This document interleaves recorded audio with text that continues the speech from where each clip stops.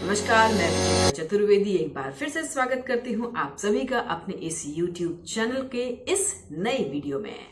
Channel तो subscribe कर लिया है ना आपने? अरे नहीं किया है तो प्लीज जाकर लाल बटन दबाइए और मेरे चैनल को जल्दी से सब्सक्राइब कर लीजिए और नई वीडियो की नोटिफिकेशन के लिए बेल आइकन को प्रेस करना बिल्कुल मत भूलिएगा।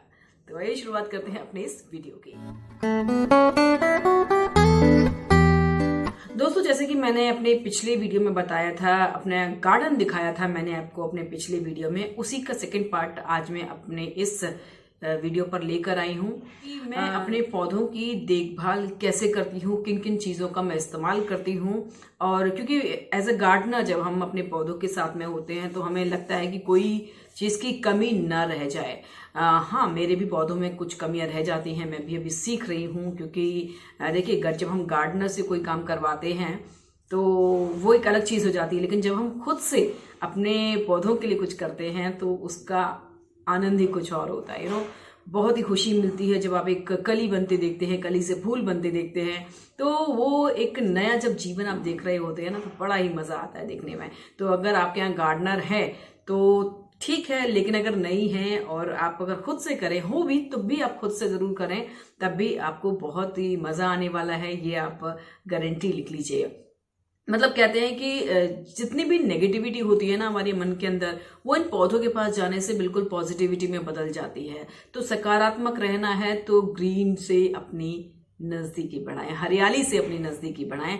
देखिए, जीवन में एक नया चेंज आ जाएगा। सुबह के टाइम जब आप अपने गार्डन में घूमेंगे या शाम के टाइम अगर आपको टाइम मिलता है तो आप अपने पौधों के पास जाकर उनसे बातें भी करेंगे, या मैं बातें भी करती हूँ अपने पौधों से, और बड़ा ही अच्छा लगता है। और सुबह उठकर जब मैं अपने पौधों से हालचाल पूछती हूँ ना, तो यकीन मानिए वो मुझे लगता है कि वो मुझे बताते हैं कि आज हमें ठंड लग रही है, कि आज हमें अच्छा लग रहा है।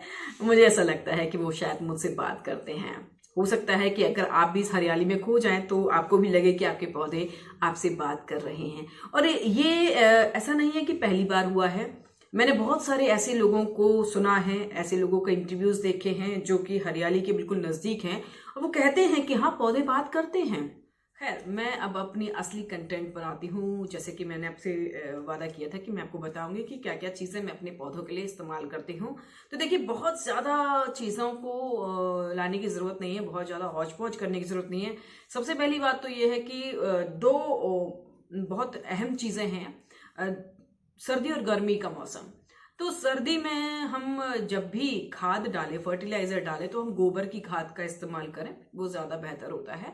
और गर्मी में अगर हम किचन वेस्ट से बनी हुई खाद डालेंगे तो वो ज्यादा अच्छा है। गोबर की खाद एक्चुअली क्या है, पौधों को गर्मी देती है। तो जाड़े के मौसम में पौधों को गर्मी मिलना बहुत जरूरी होता है, क्योंकि रातें बहुत ठंडी हो जाती हैं और पौधे तो जैसे कि है बाहर ही रहते हैं, तो उनको एक अच्छा माहौल मिल जाए, उनको एक अच्छी गर्माहट मिल जाए, तो वो गोबर की खाद से पॉसिबल होती है। और गर्मियों में आप कैसी भी खाद डाल सकते हैं। बहुत ज्यादा गर्मी पड़ रही है तो गोबर की खाद बिल्कुल न डालें, उससे पौधे जलने का खतरा रहता है। अब आती हूं मैं अपनी असली चीज में। मेरे पास सबसे इंपॉर्टेंट जो चीज है वो है ये आप देख सकते हैं, ये है नीम का तेल। यानी कि जैसे कि छोटे मोटे कीड़े जब हमारे पौधों पर लगना स्टार्ट होते हैं तो उस समय पर मैं इस नींबूसाइड, इसका नाम है, ये नीम की जो खली होती है, नीम के जो बीज होते हैं, उससे बनाया हुआ ये तेल होता है। नॉर्मल तेल है, नीम ऑयल है, और ये आपको किसी भी खाद बीज वाले की दुकान पर मिल सकता है। इसको आप बस पानी में डालिए, यानी 1 लीटर पानी में आप 1 ढक्कन डाल सकते हैं और पौधों पर आप छिड़काव कर दीजिए। मतलब इसको अगर आप दिन में भी अगर आप इसको डालते रहेंगे तो आपके पौधों पर कोई जो छोटे मोटे कीड़े मकोड़े लग जाते हैं वो नहीं लगेंगे। बरसात के दिनों में आप इसका इस्तेमाल थोड़ा ज्यादा कर दीजिए, क्योंकि बरसात के टाइम पर बहुत ज्यादा कीड़े जो है वो पौधे पर अट्रैक्ट हो जाते हैं। तो उस समय पर आप हर 15 दिन में इसका छिड़काव करेंगे तो एक बहुत ही नॉर्मल सा रोग हमारे पौधों को लग जाता है, वो है सिकुड़ा रोग, यानी पत्ते बहुत श्रिंक से हो जाते हैं। अगर ऐसी कोई समस्या है तो आप तुरंत जिस पौधे में सबसे पहले लग रहा है उस पौधे को आप उखाड़ फेंकिए, क्योंकि वो क्योरेबल नहीं है। वो अगर एक पौधे में लग गया तो वो आपके सारे पौधों को खराब कर देगा, या फिर उसको आप दूर कर दीजिए। बाकी अगर गमले में अगर आपके पौधे लगे हैं तो आप उनको दूर कर सकते हैं। दूसरी जो चीज है वो है बायोविटा सीवीड। ये सीवीड से बना हुआ फर्टिलाइजर है। देखिए, ये जितने भी फर्टिलाइजर्स मैं इस्तेमाल करती हूँ ये सारे के सारे मतलब केमिकल नहीं होता इसमें बिल्कुल भी। तो ये सारे के सारे हर्बल आप कह सकते हैं। जैसे कि हम अपनी स्किन पर भी ध्यान रखते हैं कि केमिकल चीज़ों का हम कम इस्तेमाल करते हैं, ऐसे ही मैं जो है ना वो पौधों पर केमिकल बेस्ड चीज़ें इस्तेमाल नहीं करती हूँ। जो नेचुरल बेस्ड चीज़ें, हाँ, बनने का जो प्रोसेस होता है वो तो केमिकल ही होगा, लेकिन ये जो है समुद्र में जो होने वाले खरपतवार होते हैं जिनमें कि फिशेस रहती हैं, तो कई बार उनके जो वेस्ट होते हैं वो सारी चीज़ों को इकट्ठा करते हैं और उसको सुखाकर लिक्विड बेस में उसको बना दिया जाता है। अब इस लिक्विड बेस का भी तरीका यही है कि आप 1 लीटर पानी में 1 ढक्कन ये डाल सकते हैं और छिड़काव कर सकते हैं। इससे बहुत सारे फायदे पौधों को होते हैं।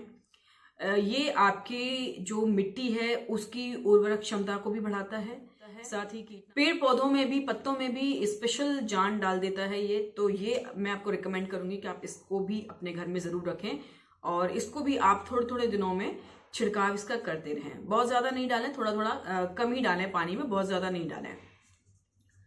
उसके अलावा ये भी रेंजाइम है, ये बहुत ही अच्छी क्वालिटी का चीज है।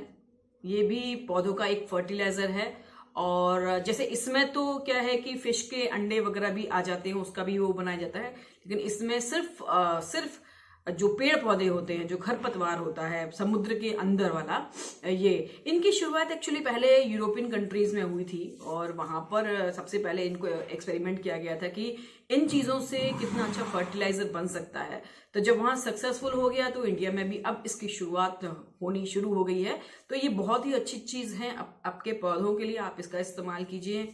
इसके बाद बहुत ज्यादा प्रॉब्लम हो रही हो तो आप ये हमला, जी हाँ, कीटनाशकों पर हमला करने के लिए ये मैं लेकर आई हूँ। ये जो है ना, ये रेड में भी आता है, ये येलो में भी आता है और ये ग्रीन में भी आता है। मैं आपको रिकमेंड करूंगी ग्रीन कलर का लाने में, क्योंकि ये बहुत ज़्यादा केमिकल बेस्ड नहीं होता है, बहुत ज़्यादा केमिकल इसमें नहीं होता है, बहुत ज़्यादा नुकसानदेह नहीं होता है। तो आप ये ग्रीन वाला लेकर आइएगा। जैसे छोटे छोटे से व्हाइट बग्स लग जाते हैं या ब्लैक बग्स लग जाते हैं आपके पौधों में, तो उसके लिए आप इससे जो है ना छिड़काव कर सकते हैं पौधे पर। और ये काफी कम मात्रा में आप डालिए और इसको तभी डालिए जब आप देख रहे हैं कि आपके पौधों पर कीड़ा लग रहा है। अदरवाइज इसका आप यूज मत करिए, आप नीम ऑयल का यूज करिए। छोटे मोटी जो 15-15 दिन का जो साइकिल होता है ना, उसमें आप इसका इस्तेमाल करेंगे। इसके अलावा और भी चीजें हैं जो मैं आपको बताना चाहूंगी। ये मैंने अपने घर में एक मंगवाया था। इसको ऐसे पंप करते हैं और फिर इसकी जो धार है ना वो बहुत दूर तक जाती है ये, लेकिन मुझे ये बहुत ज्यादा सक्सेसफुल नहीं लगा। ये मतलब पौधों के छिड़काव के लिए मैं लेकर आई थी, लेकिन मुझे जो है ना वो सबसे अच्छी बात लगी है इसकी, बहुत सिंपल यूज इसका हो जाता है। तो मैं रिकमेंड आपको ये करूंगी, आप ये लेकर आइए। इजीली, इसमें कोई पंपिंग की जरूरत नहीं है, बस डालिए और इससे आप छिड़काव करना शुरू कर दीजिए। तो ये बहुत ज़्यादा महंगा भी नहीं आता। ये तो आइटम जो है ना वो थोड़ा सा महंगा भी है। ये बहुत ज़्यादा इसका प्राइस भी नहीं है और अगर ख़राब भी हो जाए तो आपको दुख उतना नहीं होगा। तो आप ये लेकर आइए और इसमें आप डालिए इन दवाइयों को और इसका छिड़काव आप कर सकते हैं। तो ये जो है ना बहुत बेसिक चीज़ें हैं जो मैं इस्तेमाल करती हूँ अपने गार्डन के लिए। तो अगर आपको मेरी ये सलाह पसंद आए तो आप इस्तेमाल कीजिए। केमिकल हैं, नॉन टॉक्सिक हैं, तो आप इनका इस्तेमाल कर सकते हैं। मुझे उम्मीद है दोस्तों कि आपको मेरी ये जो गार्डन में इस्तेमाल करने वाली चीज़ें हैं ज़रूर पसंद आएंगी, आप इसका इस्तेमाल करेंगे।